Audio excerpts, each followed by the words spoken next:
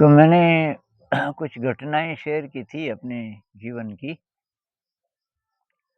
अभी कल शायद कल या परसों उसका नाम रखा था परीक्षा। और कुछ मित्रों ने उसको बहुत पसंद किया और आग्रह किया कि कुछ और भी ऐसा है तो उसको शेयर कीजिए।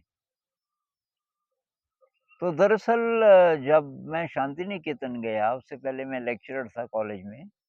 वो छोड़ के जब मैं शांति निकेतन गया तो वो पहला कदम था। और उसके बाद की जो मेरी ज़िंदगी है, वो बस इसी चीज़ के लिए समर्पित रही कि मुझे अपने आप को जानना है। तो कोई जगह इंटरेस्टिंग लगे इस दृष्टिकोण से, कोई किताब इंटरेस्टिंग लगे, कोई व्यक्ति इंटरेस्टिंग लगे, तो मैं ये तलाश रहती थी कि कैसे मुझे हेल्प मिलेगी। लेकिन एक चीज़ मैं शेयर करना चाहूँगा कि मैं जो शांति निकेतन जब गया तो मेरे एक दोस्त ने मेरी बहुत ज़्यादा मदद की। उससे पहले तो ये बात है अर्ली 80s की। तो 80 के दशक में मतलब 80, 81, 82 इन 3 वर्षों में, थोड़ा-थोड़ा बाद में भी, लेकिन इन 3 वर्षों में मुझे कुछ ऐसे एक्सपीरियंसेस हुए, ये कह सकते हैं जिन्होंने शैटर कर दिया बिल्कुल ही इस सांसारिक ज़िंदगी में ज़रा भी कोई वैल्यू है, कुछ बचा-खुचा जो रहा होगा मेरे अंदर, वो समाप्त कर दिया। वो एक्सपीरियंसेस तो मैं बाद में शेयर करूँगा। और उससे पहले 18 महीने मेरा ट्रीटमेंट चला था। डॉक्टरों ने बोला था कि मर जाएगा। तो कुछ तो तभी से कई चीज़ें समाप्त हो गई थी, क्योंकि डेथ मेरे लिए एक ऐसी रियलिटी बन गई कि मेरी आदत पड़ गई कि डेथ से पीछे की ओर देखना। कुछ भी मैं कर रहा हूँ, तो मैं इमेजिन करता था, मान लीजिए मैं मर रहा हूँ, मरने का टाइम आ गया और मैं पीछे अब उस एक्टिविटी को देख रहा हूँ कि मैंने वो जो किया उसका कुछ अर्थ था। तो लोग फ्यूचर की तरफ देखते हैं कि आगे ये करेंगे, वो करेंगे, वो करेंगे। मैं मृत्यु के क्षण में अपने को इमेजिन करके पीछे की ओर देखता हूँ। अब से लेके मृत्यु के बीच का जो टाइम है, इसमें क्या-क्या मैं ऐसा करूँ कि मृत्यु के क्षण में मुझे वो सार्थक लगे। तो अब एक ही चीज़ सार्थक है कि मुझे अपने आप को समझने में अगर मदद मिले तो तब ठीक है। तो ख़ैर, तो एक मेरे दोस्त थे शर्मा जी, अभी शायद ठीक-ठाक होंगे, उनकी उम्र मेरे से शायद 7-8 साल बड़े रहे होंगे। तो 70 पे मैं पहुँचने वाला हूँ और वो 80 से कम-कम होंगे, शायद अभी ठीक-ठाक होंगे। हो सकता है कि ये वीडियो अ, मिल जाए उनको तो हँसेंगे बहुत, बहुत ज़ोर से हँसते थे। तो इस आदमी ने मेरी बहुत मदद की और मुझे लगता है कि ये आदमी किसी जैसे दूसरे जगत का था। तो ख़ैर, एक दिन क्या हुआ, हम शाम को घूमने जाते थे वो और मैं। अजीब आदमी था, कभी घंटों तक कुछ बोले ही नहीं। उदास नहीं, लेकिन हाँ, पता नहीं किस दुनिया में। तो मैं भी चुप रहता था, वो जब बोले तो मैं तभी बोलता था।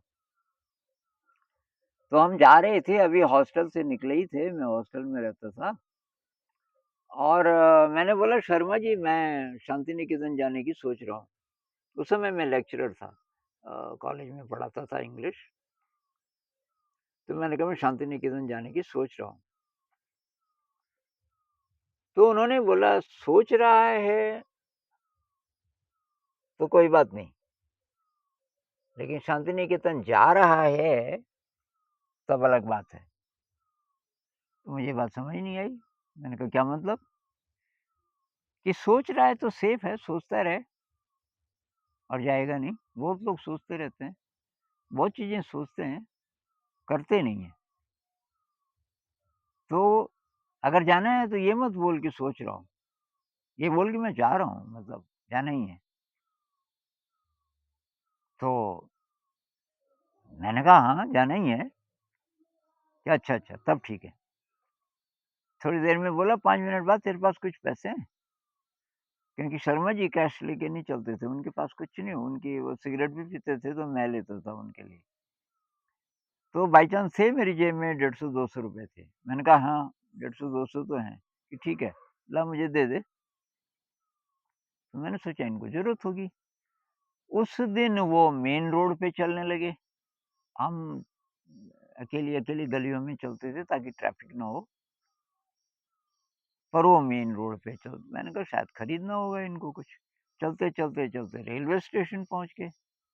रेलवे स्टेशन पहुँचे और वो जो रिज़र्वेशन का काउंटर था वो खाली था उस समय।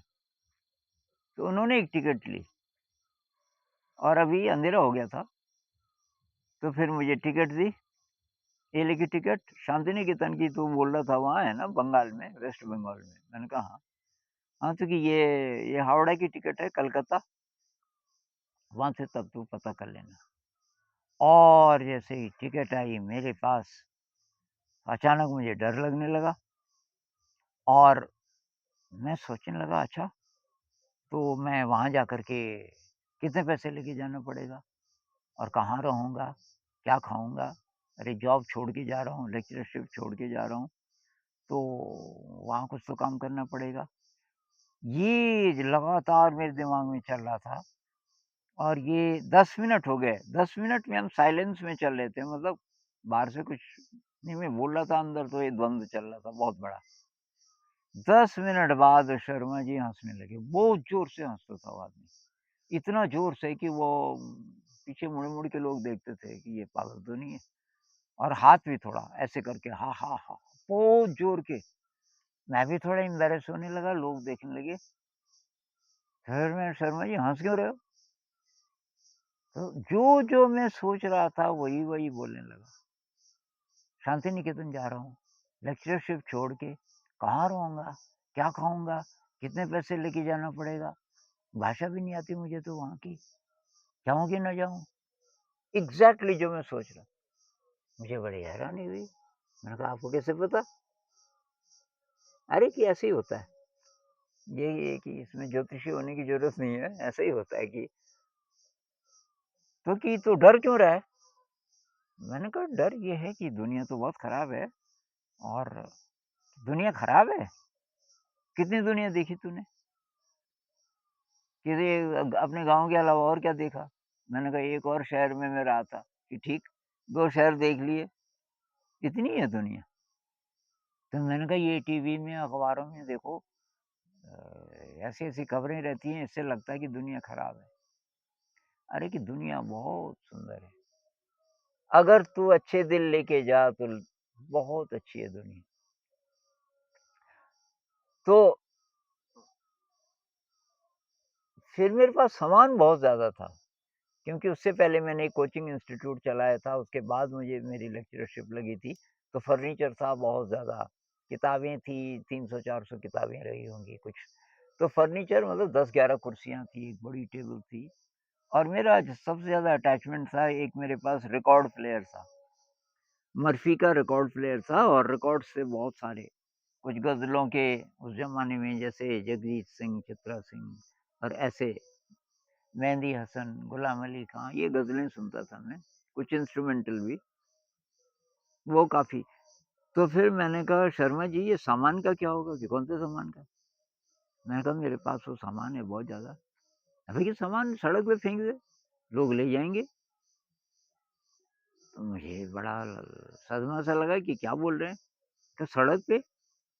तो हँसने लगे कि मेरा मतलब दे दे यार, किसी को काम की चीज़ें हैं, किताबें हैं, ये जो एमए की होंगी ज़्यादा, एमए को मैं पढ़ाता था उससे पहले ये कोचिंग इंस्टीट्यूट में, कि दे दे स्टूडेंट्स को इधर-उधर। और जो रिकॉर्ड प्लेयर है तो एक सरदार जी थे, उनको संगीत बहुत पसंद था कि वो सरदार जी को दे दे। और फर्नीचर की ऐसे ही, तो तेरी जानकारी में जो लोग हैं, और ये मत बोलना कि ये मैं आऊँगा और ये मेरा सामान है, ज़रा इसको सँभाल के रखना, हो सकता है तो कभी ना आए दोबारा यहाँ, कौन जाने? उनको ये बोल कि आपका धन्यवाद, ये रख लीजिए, ये नहीं तो मैं फेंकने वाला था सड़क पे। तो मैं थोड़ा-सा जैसे वो ग्रामोफ़ोन था, मतलब रिकॉर्ड प्लेयर था, उसको छोड़ने के लिए तैयार नहीं था। तो कहने लगे जब तू मरेगा क्या-क्या लेके जाएगा? जिस दिन तू कि मरेगा, क्या-क्या लेके जाएगा? और बस वो बात मुझे बहुत, क्योंकि वो मेरा भी थीम वही रहता था। मैंने कहा, यार शर्मा जी, थोड़ा मैं डगमगाने लगा था, आपने मदद कर दी। तो वही किया मैंने, दोस्तों को बुलाया, सब सामान-सुमान उनको, अभी अभी टाइम था, मेरे ख़्याल से ये थी 9 तारीख, 9 नवंबर, अभी मुझे मेरे ख़्याल से यही डेट थी, 83, नवंबर 83। और जो जाने का दिन था टिकट शायद 21 नवंबर 83। और तो ख़ैर इस बीच मैंने सब सामान-सुमान इधर-उधर कर दिया, और फिर वो छोड़ने आए मुझे, तो रात करीब 1 बजे तब बिठा दिया उन्होंने। ये इतना लंबा सफ़र पहली बार था कि ये सारी सीट तेरी है, कोई तुझे परेशान ना करे, तो थोड़ा दृढ़ता से काम लेना। मैं ज़रा इनोसेंट भी था कि कोई ये ना बोले कि चल हट यहाँ से, यहाँ पे हम बैठेंगे, ये तेरी है पूरी सीट, और नहीं तो टीटी को बुलाना तेरे को परेशान। ख़ैर किसी ने परेशान नहीं किया, और कि एक एक कंबल भी दे दी, और तुझे कोई परेशानी नहीं होगी कि शांति निकेतन में। तो ये मेरा पहला मौका था, जिसको लीप इन द डार्क बोलते हैं, अज्ञात में पहली छलांग थी मेरी। और ट्रेन में बैठ तो गया, लेकिन नींद ही नहीं आए, तो ज़रा-सी झपकी आए, फिर किसी पुल के ऊपर से जैसे ट्रेन गुज़रे, धुड़-धुड़, धुड़-धुड़ आवाज़ आया, और मैं बाहर देखूँ तो अंधेरा, तो अंधकार को चीरती हुई ये ट्रेन पता नहीं कहाँ जा रही है। तो बीच-बीच में ये धक-धक होता था, और तो वो पहली मेरी विक्ट्री थी मेरे ख़्याल से। सुरक्षा को छोड़ देना, जॉब को छोड़ देना, और मैंने किसी को नहीं बताया, अपने रिलेटिव्स को, सबको 3 महीने बाद बताया। चिट्ठियाँ लिखी कि मैं कहाँ चला गया। मैंने कहा, ऐसे में बताऊँगा तो कौन जाने देगा। और उसके बाद से मेरी ज़िंदगी बहुत फ्री हो गई। कभी तब कॉम्प्रोमाइज़ नहीं करना पड़ा। उससे पहले कुछ-कुछ चीज़ों का, बाहरी चीज़ों का मेरे ऊपर दबाव था। जैसे एमए कर रहा था, तो वो किताबें थी, हालाँकि मैं परीक्षा के लिए नहीं कर रहा था। फिर भी मैं कुछ ढूँढ रहा था, और वो किताबें एक प्रकार से बोझ भी था मेरे ऊपर। उन किताबों के दायरे से मैं घिरा हुआ था। और फिर लेक्चरशिप जब की, तो तब भी मैं स्वतंत्र नहीं था। अब वहाँ जाना ही है रोज़, और वहाँ मैं जाना नहीं चाहता था, वो अच्छा काम नहीं लगा मुझे। अब मैं स्वतंत्र था। तो जब शांति निकेतन में गया, तब से लेकर के और मेरे ख़्याल से अब तक की मेरी जो ज़िंदगी है, किसी चीज़ के साथ कॉम्प्रोमाइज़ नहीं किया। और हर दिन हर दिन, बाकी उतार-चढ़ाव आते रहते हैं, कभी लो एनर्जी हो जाती है। लेकिन हर दिन ये कि मुझे अपने आप को जानना है, ये जो ड्रामा है सारा, ये जो ज़िंदगी है, मुझे ड्रामा ही लगता है। लेकिन इसका एक बहुत बड़ा उपयोग ये है कि आपको अपने को शुद्ध करना है। ये क्लींजिंग करनी है अपनी, इसके लिए पैदा हुए इस जगत में, और हर स्थिति को इसके लिए यूज़ करना है। जो भी कर रहे हो अ, उसकी मदद से, जो भी कर रहे हो मतलब वो साधन होना चाहिए। काहे के लिए? साधना के लिए। साधन का मतलब ही वही है, जो साधना में मदद करे। तो उसके बाद की बहुत सारी घटनाएँ हैं, जो कि सुनाऊँगा धीरे-धीरे आपको, क्योंकि उन सब में फिर ये कॉम्प्रोमाइज़ नहीं है, तो कुछ न कुछ मैं सीखा ही हर परिस्थिति से। उसके बाद कुछ न कुछ मैं सीखा, और हर स्थिति ने मदद की, कुछ न कुछ अंदर की यात्रा में।